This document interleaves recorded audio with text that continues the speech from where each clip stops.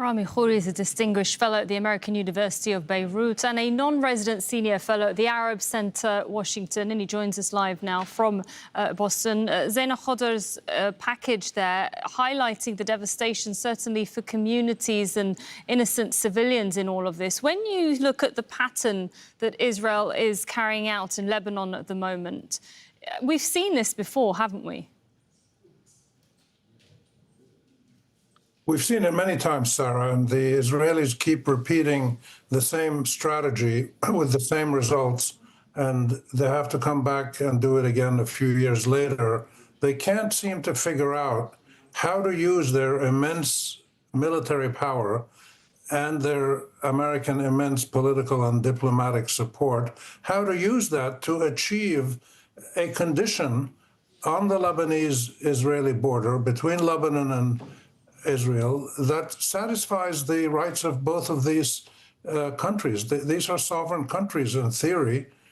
In practice, Lebanon is not fully sovereign. In fact, the president, Joseph Aoun, when he talked about wanting to restore sovereignty and to have the Lebanese government only in control of military assets in the country and war and peace decisions. But these are countries that have been doing this for 40, 50 years, partly because the Palestinians were there first in the 60s and 70s. The Israel was attacking them, and then it came in and occupied, and then they was driven out, and then Hezbollah was born, and it drove them out.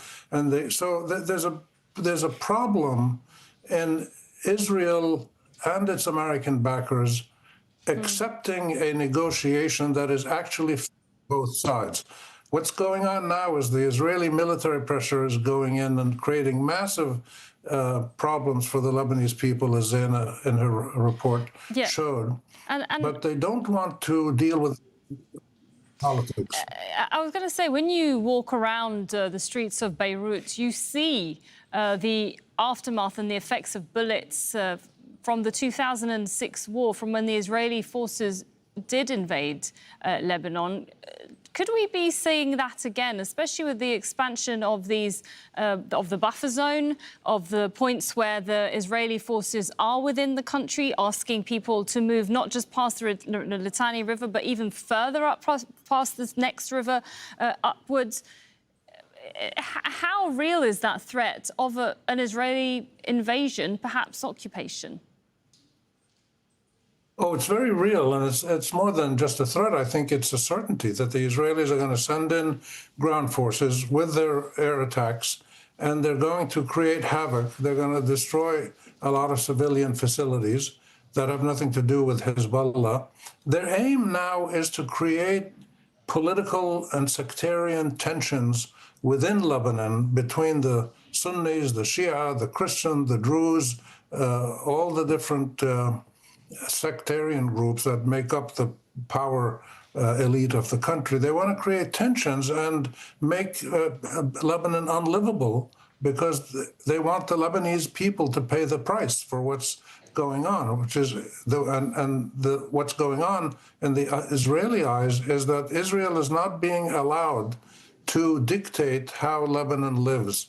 Israel wants to live in a way that only its rights get primary concern. And once Israel is secure, then maybe the Palestinians or the Lebanese or other people get their rights. But they'll certainly go in, they'll occupy, they'll destroy, they'll create huge problems within the country, and it won't solve the basic underlying issues until you get a determined mediator.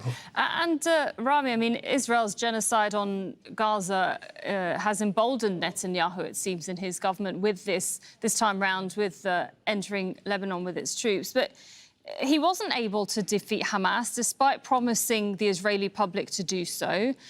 He wasn't able to defeat Hezbollah first time round, and therefore there was a ceasefire as a result, one which has been broken since.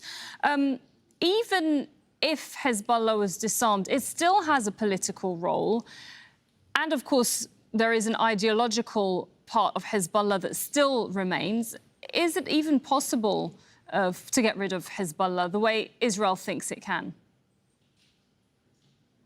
Well, they use these terms like to disarm Hezbollah, destroy Hamas. I mean, when you break it down as you did, that these are armed groups, they're political groups, they represent certain identities, sectarian identities, and they represent national consensus on certain issues. One of the big issues in Lebanon, they don't want to be dictated to by the Israelis. They had the French running the country for many years.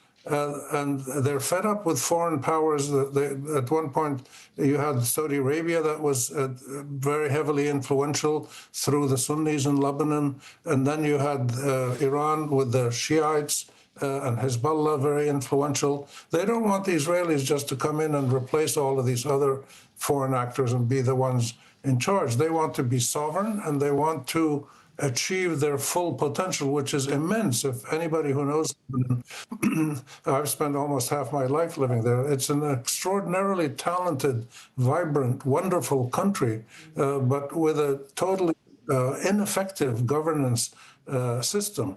And they want to change this, but they're not sure how to do it under the present circumstances. They have to juggle so many balls, the Americans, the Israelis, the UN, the Hezbollah, the Iranians, the Syrians, the Palestinian camps, Saudi interest. There's an incredible number of interests that have to be juggled together. The government that exists now is probably the most effective and credible one that Lebanon has had in the last maybe 20 years or so, between the president and the prime minister. These are very able people, and they're determined. And if they can't get something done, it's probably not going to be done. And they're looking now at negotiations, indirect, direct, under international auspices, a ceasefire, a withdrawal, the government of Lebanon and the army taking Hezbollah's arms and storing them, or maybe at one point Hezbollah becomes a unit of the army. Some people are talking about, for years have talked about that. In other words, to have a situation where you have the Lebanese government in charge, and the border is clear. Israel doesn't threaten Lebanon. Lebanon doesn't threaten Israel. If this happens, it's going to happen through a negotiated process, and they're trying desperately to get that done now. Right. And we'll see what happens.